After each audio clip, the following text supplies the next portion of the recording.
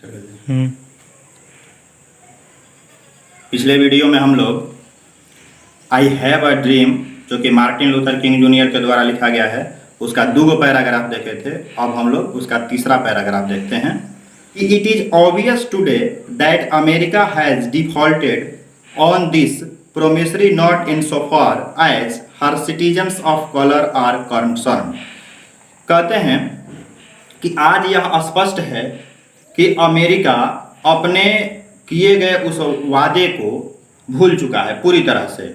जहाँ तक हम निग्रो लोगों का बात है, हम निग्रो लोगों का सवाल है, हम निग्रो लोगों के साथ अमेरिका ने जो वादा किया था वो वादा आज अमेरिका पूरी तरह से भूल चुका है। यह आज स्पष्ट हो रहा है। Instead of honoring this sacred obligation America has given the Negro people a bad check which has come back marked insufficient fund।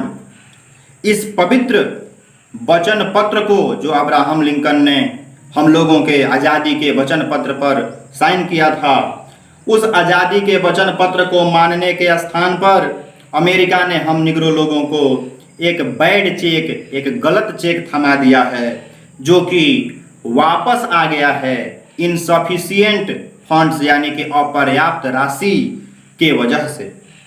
यहाँ पर बैड चेक यहाँ कहा गया है। जिस घोषणा पत्र पर अब्राहम लिंकन ने साइन किया था उसे चेक कहा गया है।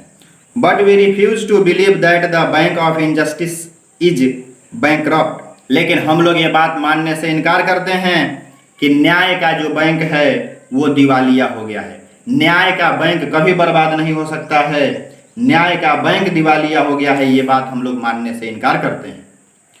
We refuse to believe that there are insufficient fund in the great vaults of opportunity of the nation। हम लोग राष्ट्र का निर्माण करना चाहते हैं और इस चीज के लिए हमारे राष्ट्र के पास insufficient fund यानी कि अपर्याप्त राशि है। हम इस बात को मानने से इनकार करते हैं। So we have come to cash this check। इसलिए आज हम लोग उस चेक को कैश में तब्दील कराने के लिए आए हैं। अर्थात जो घोषणा पत्र पर साइन किया था अब्राहम लिंकन ने, उस घोषणा पत्र में लिखी गई बातों को आज हम लागू करना चाहते हैं अपने लिए। हम उसके लिए आज यहाँ इकट्ठा हुए हैं।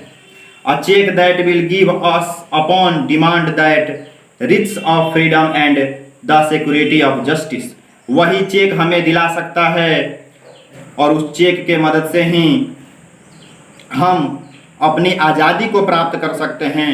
अपनी आज़ादी का धन और अपनी न्याय की सुरक्षा हम प्राप्त कर सकते हैं उसी चेक के आधार पर। We have also come to this hallowed spot to remind America of the fierce urgency of now.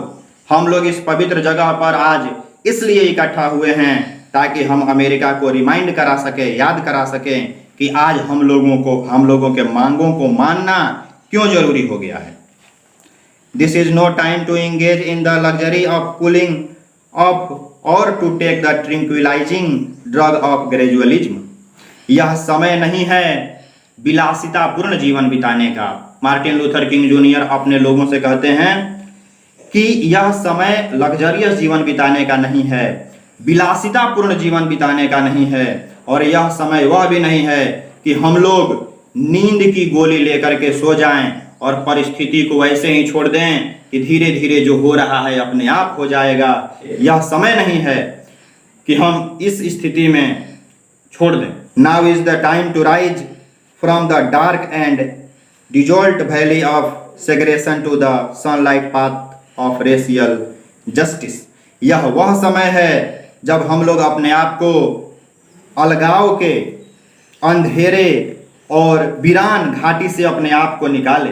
अलगाव का जो अंधेरा और वीरान घाटी हम लोगों के चारों ओर छाया हुआ है, उस घाटी से हम लोग अपने आप को निकालें और अपने आप को रेशियल जस्टिस यानी कि नस्लवाद, यानी कि गोरे काले का जो भेदभाव है, इसको छोड़ते हुए हम सूर्य के प्रकाश की तरफ अग्रसरित हों, आगे बढ़ें और अपने आप को अलगाववाद और गोरे काले के भेदभाव वाले घाटी से, जो कि बहुत अंधेरा घाटी है, उससे हम अपने आप को निकाल सकें। यह वह समय आ गया है।